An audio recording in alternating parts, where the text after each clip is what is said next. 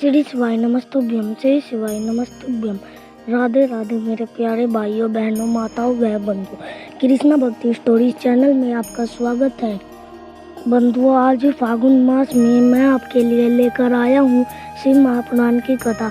बंधुओं, फागुन मास में शिव पुराण सुनने का बहुत अधिक महत्व है। बंधुओं, जो मनुष्य भी फागुन मास में शिव महापुराण की इस कथा को सुने, भगवान शिव शंकर भोलेनाथ उनकी हर इच्छा पूरी करते हैं।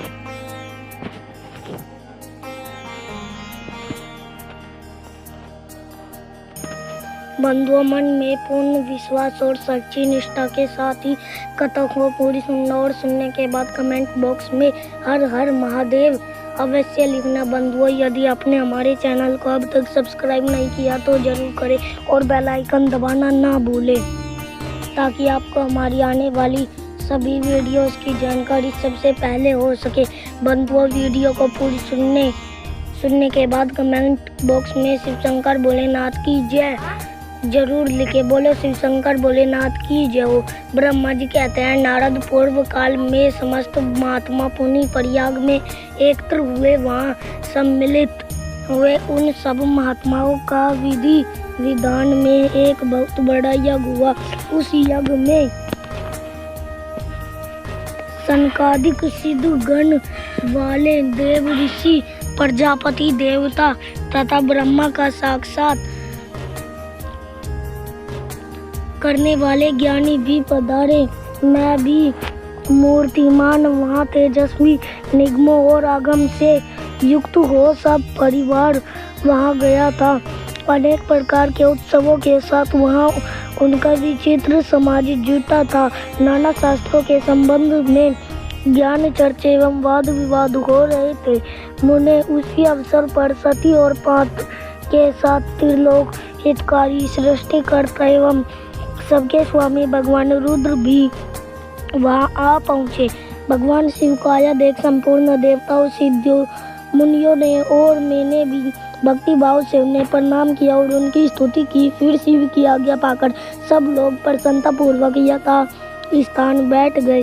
भगवान का दर्शन कर सब लोग संतुष्ट थे और अपने सौभाग्य की सराहना करते थे। इसी बीच में प्रजापति के भी पति प्रभु दक्ष, जो बड़े तेजस्वी थे, अकस्मात घूमते हुए प्रसन्नता पूर्वक वहाँ आए। वे मुझे प्रणाम करके मेरी आज्ञा ले वहाँ बैठे। दक्ष उन दिनों समस्त ब्रह्मांड के अधिपति बनाए गए थे, अतः सबके द्वारा सम्माननीय थे। परंतु अपने इस गौरवपूर्ण पद को लेकर उनके मन में बड़ा अहंकार था, क्योंकि वे तत्व ज्ञान से शून्य थी।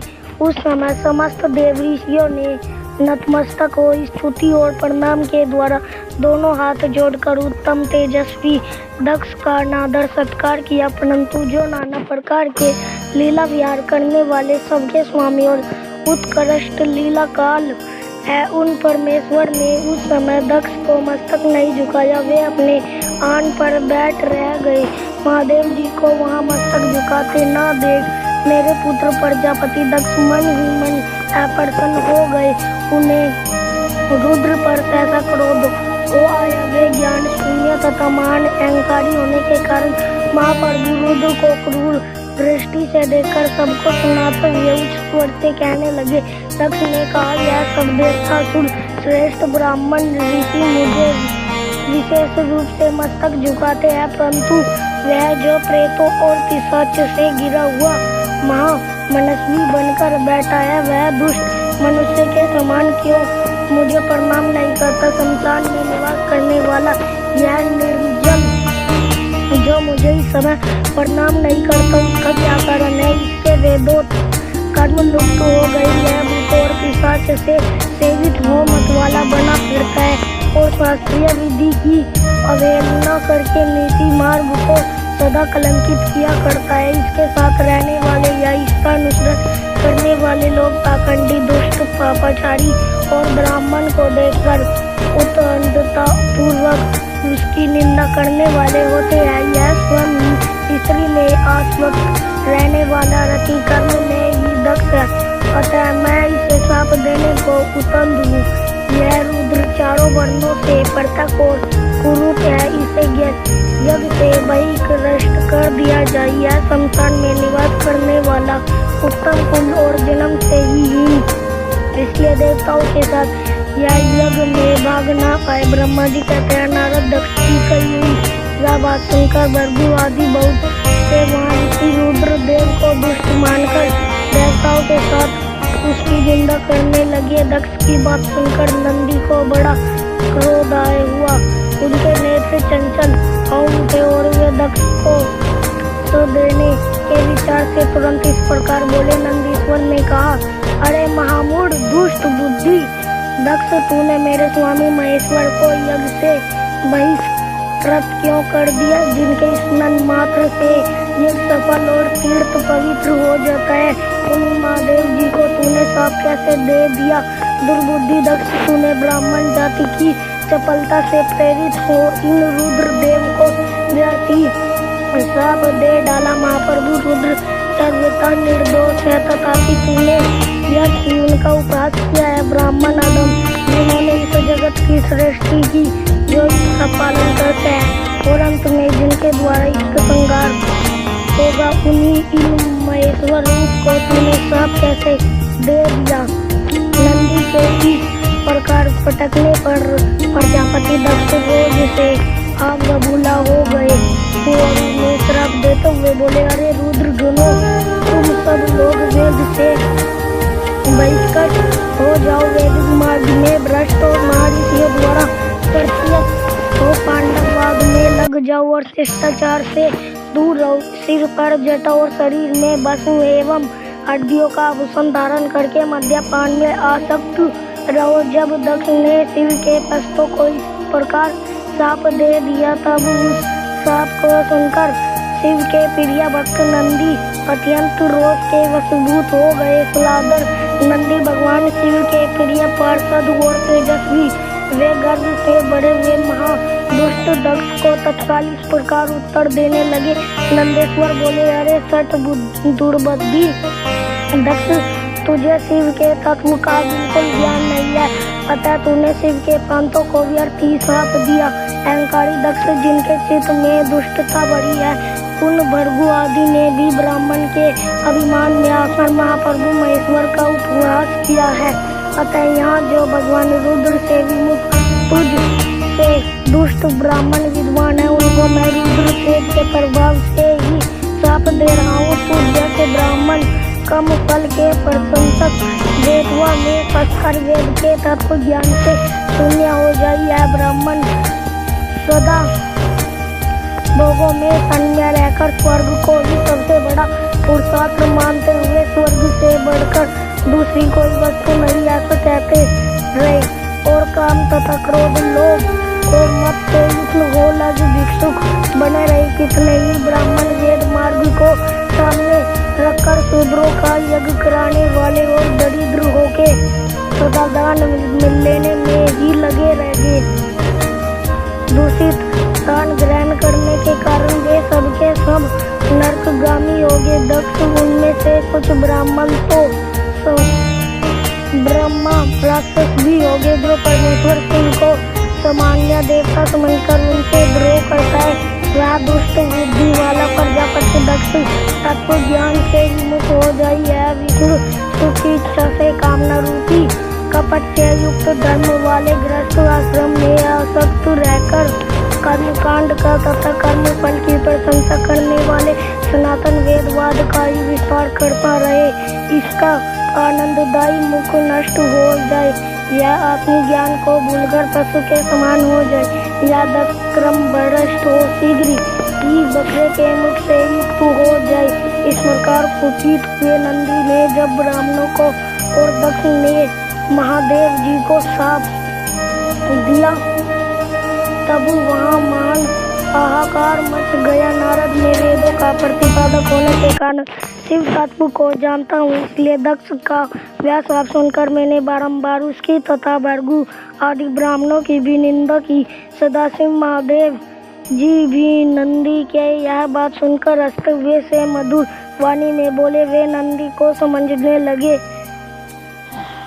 सदाशिव ने कहा, नंदीन मेरी बात सुनो, तुम तो परम ज्ञानी हो, तुम्हें क्रोध नहीं करना चाहिए। तुमने भ्रम से यह समझकर कि मुझे शाप दिया गया, व्यर्थ ही ब्राह्मण कुल को शाप दे डाला। वास्तव में मुझे किसी को शाप छू भी नहीं सकता, अतः तुम्हें उत्तेजित नहीं होना चाहिए। वेद मंत्र अक्षर में और सूक्त में है, उसके प्रत्येक सूक्त में समस्त देहधारियों की आत्मा प्रतिष्ठित है, अतः उन मंत्रों की ज्ञाता नित्य आत्मा वेता है। इसलिए तुम रोज वह उन्हें शाप ना दो। किसी की बुद्धि कितनी ही दूषित क्यों ना हो, वह कभी वेदों को शाप नहीं दे सकता। इस समय मुझे शाप नहीं मिला है, इस बात को तुम्हें ठीक ठीक समझना चाहिए।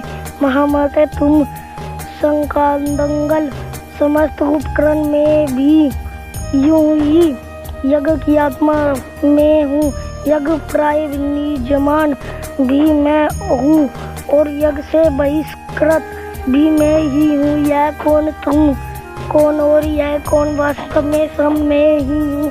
तुम अपनी बुद्धि से इस बात का विचार करो। तुमने ब्राह्मणों को व्यर्थ ही श्राप दिया है। महामते नंदिन, तुम तत्व ज्ञान के द्वारा प्रपंच रचना का बाध करके आत्मनिष्ठ ज्ञानी और क्रोध आदि से शून्य हो जाओ।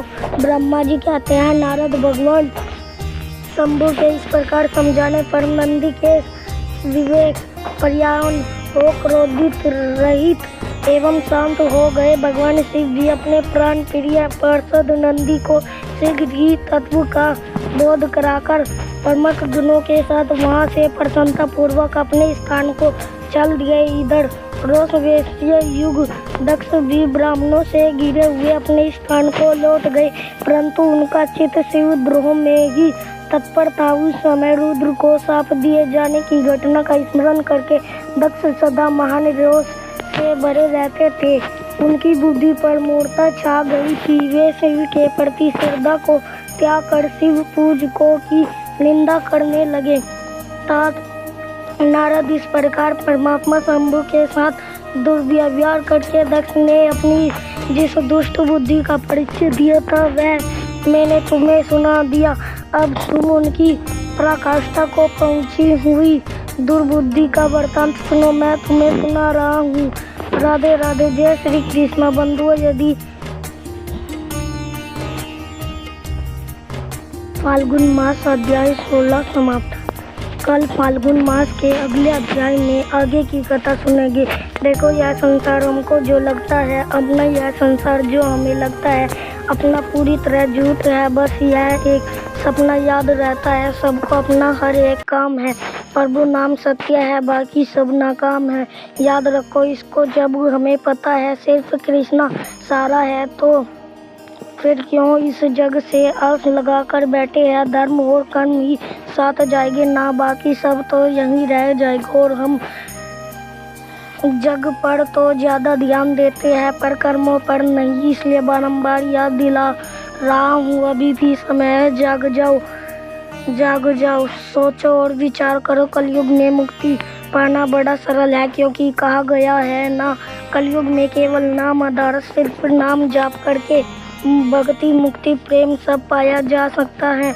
हर समय हर पल हर सांस के साथ नाम जाप करते रहो। हरे कृष्णा हरे Ram Hare Hare. Please in videos को अधिक से अधिक शेयर करके फाल्गुन मास के प्रभाव को सबको बताओ। अपने शास्त्रों का ज़्यादा से ज़्यादा प्रचार करो, क्योंकि यह भी एक सेवा है। राधे राधे। अब आप सुनेंगे श्री शिव चालीसा। जय गिरजापति दीन दयाला सदा करत संतन प्रतिपल।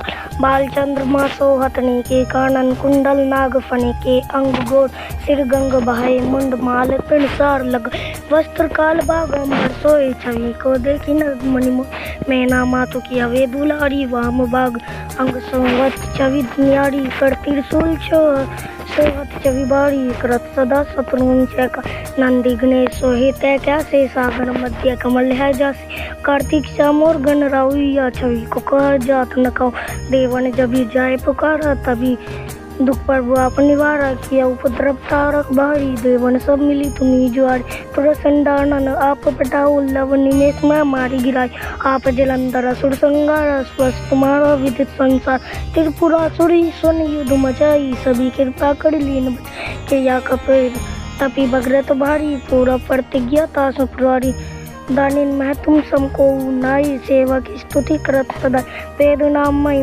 मातब गाई अखत अनादि वेद नहीं पाई प्रगति उदती मंदन में ज्वाल चरत सुरासुर भय व्याला कीने दया तय करी साई नीलकंठ तब नाम काई पूजन रामचंद्र जब की ना जीत के लंका विभीषण दीन सहस कमल में हो रहे धारी कीनी परीक्षा तभी पुरारी एक कमल पर बुरा के उजोई कमल नैन पूजन छह सोई कठिन भक्ति देखी प्रभु शंकर ब्या प्रसन्न दिया इच्छित हुआ जय जय जय अनंत विनाशी कृत कृपा सबके घटवासी दुष्ट सकल नीत मोहि सतावे बरमत रोही मोह चैन न आवे त्राई त्राई में नाथ पुकारो यही अवसर मोहि आनुबा ले त्रिशूल शत्रुन को मारे संकट ते ही मोहि आनुबा मात पिता भ्राता सब होई संकट में पूछत नाई कोई स्वामी ये क्या आस तुम्हारी आए हरू अब संकट बारी धन निर्धन को देत सदाई जो कोई जाचे सो फल पाई स्तुति के विधि करो तुम्हारी समूह नाथ अब जो कमा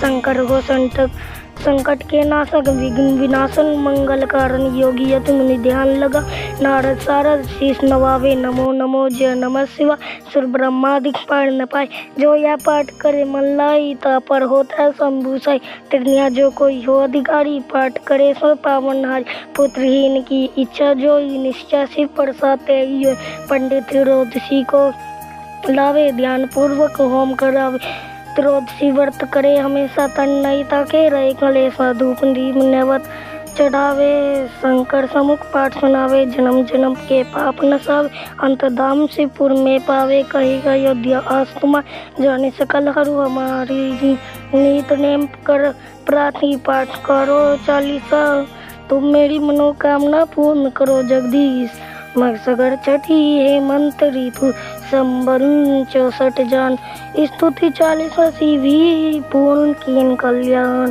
ओम नमः शिवाय ओम नमः शिवाय ओम भू ओम जूसा ओम तिर्भकम यजामहे सुगंधिं पुष्टिवर्धनम् उर्वारुकमिव वंदनाम मृत्याय मोक्षाय मामृतम्। ओम नमः शिवाय। अगर यह वीडियो आपको पसंद आए तो लाइक करें और शेयर भी जरूर करें। धन्यवाद।